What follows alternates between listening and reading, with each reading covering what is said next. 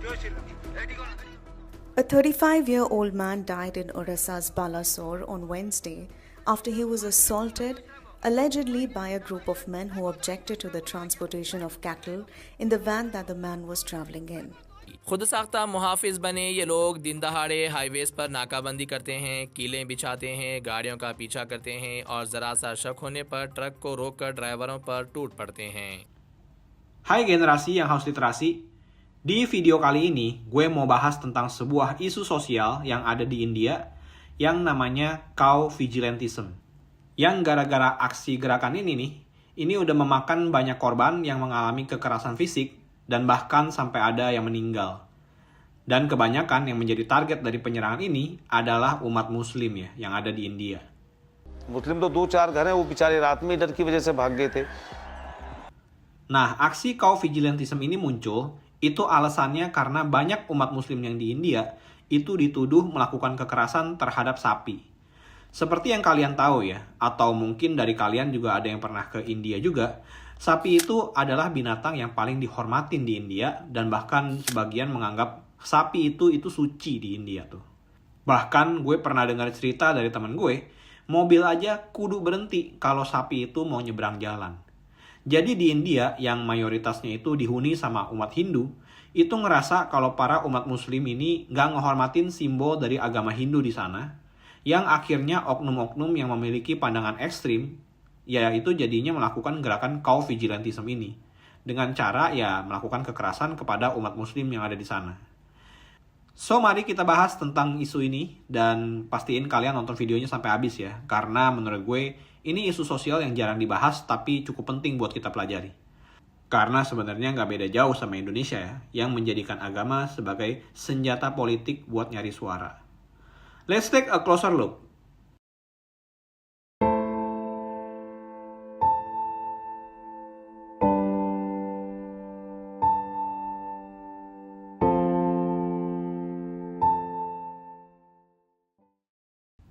Cow vigilantism.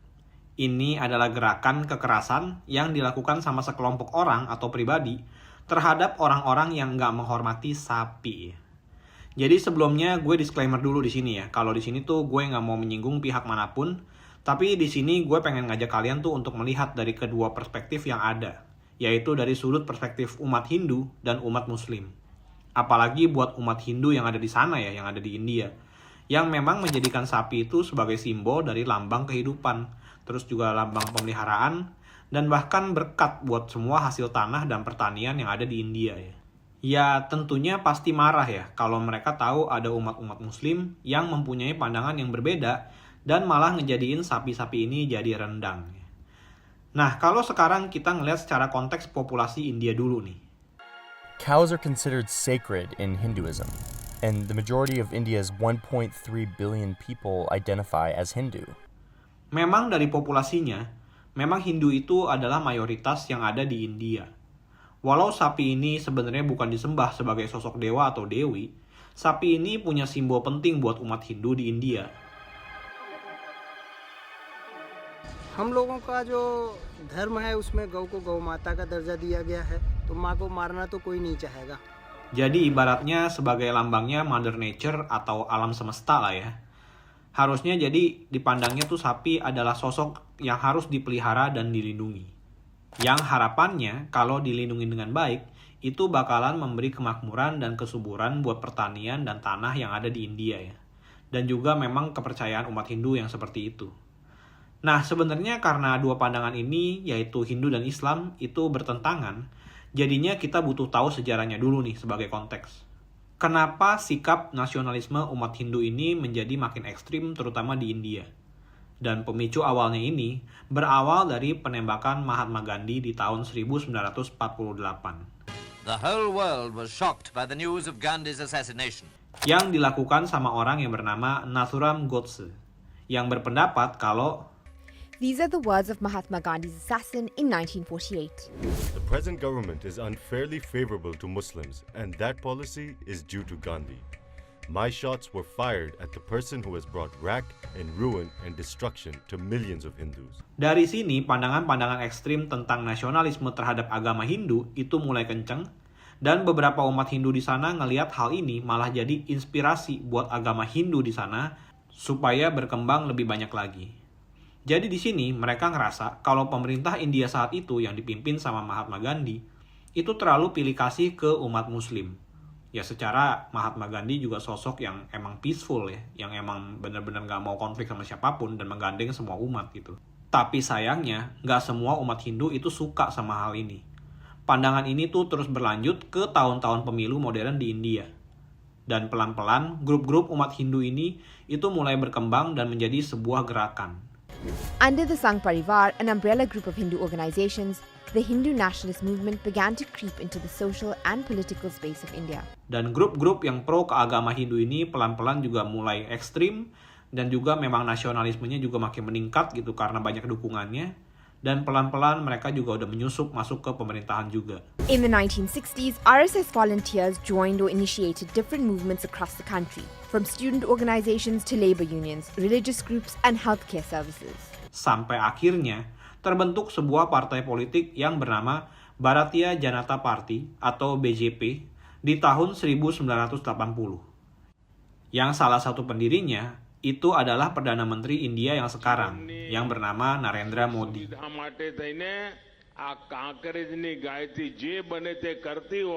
Yang memang pandangannya itu lebih berfokus ke umat-umat Hindu yang ada di India. Nah, tapi sebenarnya yang dilakukan sama partai BJP itu, sebenarnya tuh ini hanya gerakan politik yang dipakai buat ngambil suara-suara dari agama Hindu yang ada di India ya. Jadi sebenarnya di India juga sebenarnya sama kayak di Konoha aja. Pakai isu agama buat menangin partai mereka yang saat itu adalah BJP. Akhirnya, karena mereka menang pakai isu agama itu, akhirnya di tahun 2014 Narendra Modi itu menang dan terpilih jadi Perdana Menteri India sampai sekarang ini. Dan sejak kemenangan Modi dan partai BJP yang memang berfokusnya itu sama nasionalisme umat Hindu yang ada di India, dan memang saat itu juga mayoritasnya juga emang umat Hindu ya. Ya akhirnya India jadi makin sensitif lagi terhadap isu-isu yang berkaitan sama perlindungan sapi atau cow protection.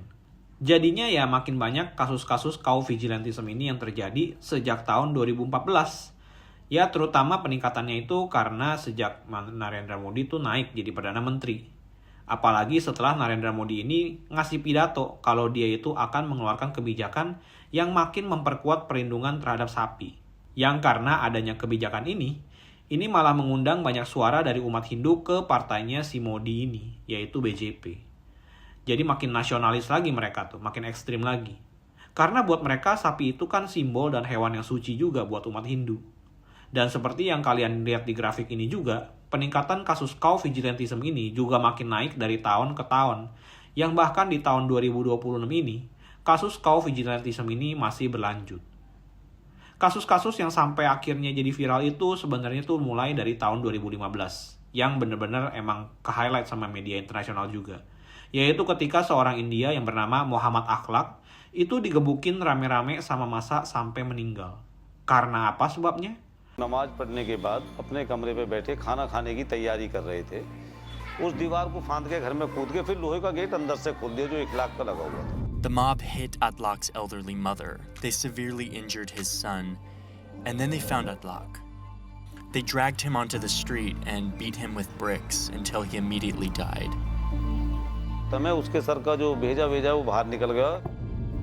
The reason Atlaq was killed, the anger from this mob, came from a rumor.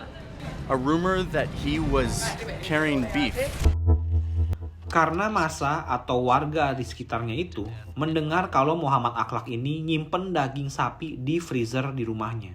Tapi walaupun orang-orang yang ditangkap pun udah jelas dan juga udah ada di kantor polisi, bahkan yang ketangkap itu sampai 18 orang gitu. Tapi ya hukum di India ini malah ngasih hukuman ringan dan pelaku-pelakunya itu bisa bebas dengan cuma bayar denda. 18 suspects were identified. But now, 4 years later, the trial hasn't even begun yet. In fact, the accused are out on bail, which has led to fear among many of the victims' family and community. Dan kasus Muhammad Akhlaq ini bukan satu-satunya kasus yang terjadi di India. Here in a town in eastern India, 2 Muslim cattle traders, one of them just 13, were driving to a fair to sell their cows when they were stopped by a group of men who beat them and hanged them from a tree, where they both died. Di tahun 2018, itu juga kasus cow vigilantism itu jadi viral lagi dan sempat diliput sama BBC. July 2018, local farmer Rakbar Khan is leading 2 cows along a narrow road late at night towards his village. हाँ जी, ये रकबर की कवरेज ही है. Walking with Rakbar that night was his close friend Aslam.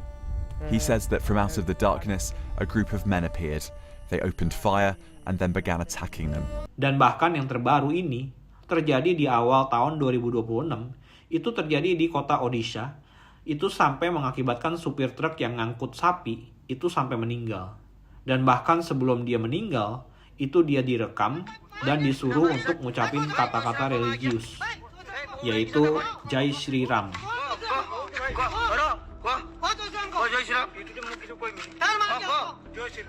Yang artinya kemenangan bagi Dewa Rama.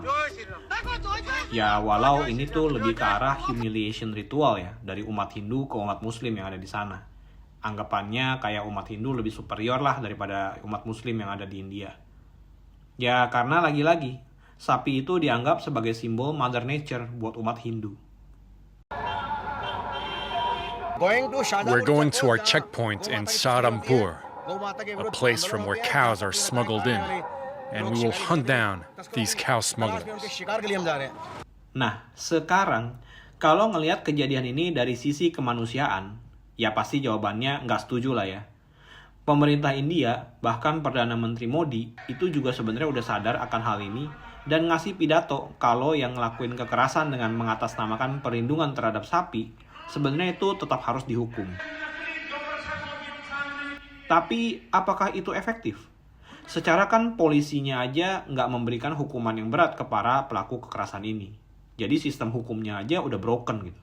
Ya masa iya cuma bayar denda dan mereka bisa bebas? Rajendra Singh is the chief of police in the local area. He admitted to me that mistakes had been made. There were some lapses on the police side, and on that issue, like we have suspected. What were the lapses? They have not followed the regular police procedure, which they were supposed to do. In that case? In that case. Was that they should have taken him to the hospital sooner? Yeah. It was one big lapse. Bahkan ini polisi aja ngaku kalau prosedur dan hukum yang dijalankan itu masih belum sempurna buat para pelaku kekerasan yang mengatasnamakan perlindungan terhadap sapi ini. Ya pasti jadinya ini ngebuat umat-umat muslim yang ada di sana tuh jadi takut dan ngerasa nggak aman lah ada di sana. Ya jadinya juga banyak yang mencar juga ke daerah-daerah di India yang lain. Belum lagi narasi-narasi yang beredar di masyarakat India, baik lewat sosmed atau media, yang terus nyuarain kalau sapi itu harus dijaga, kalau sapi itu adalah simbol penting buat India, yang bahkan tuh yang kagak masuk akal buat manusia secara akal sehat gitu ya. Itu tuh mereka sampai adain festival lempar kotoran sapi gitu ya. Buat bener-bener tuh nunjukin kalau sapi tuh bener-bener important banget buat mereka. Yang kalau menurut kalian menarik, ya ini boleh komen di bawah ya. Nanti kalau banyak yang minat, nanti gue bahas. Jadi sapi itu tuh perannya penting banget. Dan itu yang membuat pemikiran mayoritas umat Hindu yang ada di India itu jadi makin berpikir untuk tetap harus ngelindungin sapi bagaimanapun caranya dan tujuannya. Makanya gerakan cow vigilantism ini juga jadi muncul gara-gara ekstremitis ini. Tapi sayangnya sikap nasionalisme ini ternyata cuma jadi alat politik juga ya. Supaya umat mayoritas agama Hindu itu tetap milih partainya BJP, Narendra Modi punya gitu ya. Makanya sistem hukum yang diterapkan buat para pelaku cow vigilantism ini nggak dihukum secara keras. Bahkan polisinya juga ikut ngebiarin aja, karena udah nyambung gitu sama badan hukumnya, sama partainya juga yang nasionalisme. Dan jadi bisa dibilang kebijakan perlindungan sapi yang jadi pidatonya Modi di tahun 2014, ya itu benar-benar jadi tertanam banget di rakyat India sampai saat ini. Nah sekarang pertanyaannya, kenapa ini masalah perlindungan sapi cuma jadi alat politik aja? Bukannya sebenarnya memang sapi itu adalah simbol penting dan sah-sah aja kalau pemerintah India tuh juga ngasih tahu rakyatnya harus tetap hormat sama sapi. Kan India memang negara Hindu mayoritasnya. Sayangnya walaupun itu kedengarannya bener, tapi bisa dibilang itu cuma motif politik. Nah, sekarang ketahuannya ini adalah motif politik tuh dari mana? Karena ada dua alasan sebenarnya. Yang pertama, kalau kita ngelihat data dari Statista di tahun 2025, ternyata India itu adalah salah satu negara dengan ekspor daging sapi terbesar di seluruh dunia. Dan kalau ngelihat dari gambar ini nih, India tuh urutan ketiga gitu di tahun 2025. Jadi gila banget sebenarnya. Kalau dipikir pakai critical thinking, nggak logis kalau agama Hindu yang seharusnya melindungi dan menghormati sapi, yang harusnya menjaga nyawa sapi supaya sapi-sapi ini tetap hidup dan bukan jadi rendang, ternyata malah jadi penjual sapi terbesar gitu ya. Jadi kan malah jadi aneh gitu. Ya walaupun kalau dari argumen para pendukung partai BJP dan rakyat Hindu India di sana ya, itu daging yang diekspor tuh bukan daging sapi, tapi daging kerbau ya. Dan kerbau dan sapi itu kan memang berbeda ya. Nah, tapi sampai sini dulu nih. Menurut kalian gimana? Coba boleh drop pendapat kalian di kolom komentar ya. Apakah ini daging kerbau atau daging sapi? Apakah yang diekspor dari India ini tuh sebanyak 1,5 juta ton, itu semuanya daging kerbau? Kalau ada yang bisa kasih sumber jelasnya, boleh komen di bawah ya, supaya kita bisa belajar bareng-bareng. Nah, kalau tadi alasan pertama, sekarang alasan yang kedua, kenapa masalah perlindungan sapi ini cuma jadi ala politik, itu karena sebenarnya sapi-sapi yang ada di sana tuh juga nggak dirawat dengan baik ternyata. सभी जितने भी मुख्यमंत्री का dream project था कि गांव की रक्षा करना है, ये एक्चुअल में कहीं पर भी कोई ऐसा काम नहीं है. The place is not actually protecting or supporting cows. It's a lot that exists here for the cows to be in, but these cows are starving. You can see their ribs. They don't have enough food, they don't have enough shade. व्यवस्था नहीं है, ना पानी की यहाँ पे कोई व्यवस्था है कि जिससे जानवर पी सकते. ये तो मारने की बात है. Padahal sebenarnya tempat-tempat perlindungan dan pemeliharaan sapi lokal yang ada di India itu udah senang semua tuh ketika partai BJP itu pada pidato yang fokusnya itu bakal ngebangun lebih banyak shelter lagi buat para sapi ini. Ya tapi sebenarnya kalau ngeliat kenyataannya, ternyata nggak seindah itu. Jadi sebenarnya pertanyaan terakhirnya, apakah cow vigilantism ini akan terus berlanjut dan akan terus dibiarinin sama pemerintah India untuk terus berlanjut terus? Ya secara kan ini efektif ya, untuk membuat umat muslim di India tuh makin lebih minoritas lagi suaranya. Yang akhirnya ngebuat partai BJP ini tetap bisa bertahan sebagai pemimpin negara di India. Apalagi memang ada isu-isu kalau umat muslim di India tuh makin meningkat juga ya pertumbuhannya. Karena pada saat ini, efek dari cow vigilantism ini menjadi ancaman buat umat-umat muslim yang ada di India. Bagaimana tanggapan kalian sendiri tentang isu cow vigilantism ini? Silakan berpendapat di kolom komentar ya. Jangan lupa like, share, dan subscribe. Dan sampai jumpa di video selanjutnya. Dan semoga video ini memberi manfaat buat kalian ya. Ya gue harapannya sih gitu. Be critical and stay critical.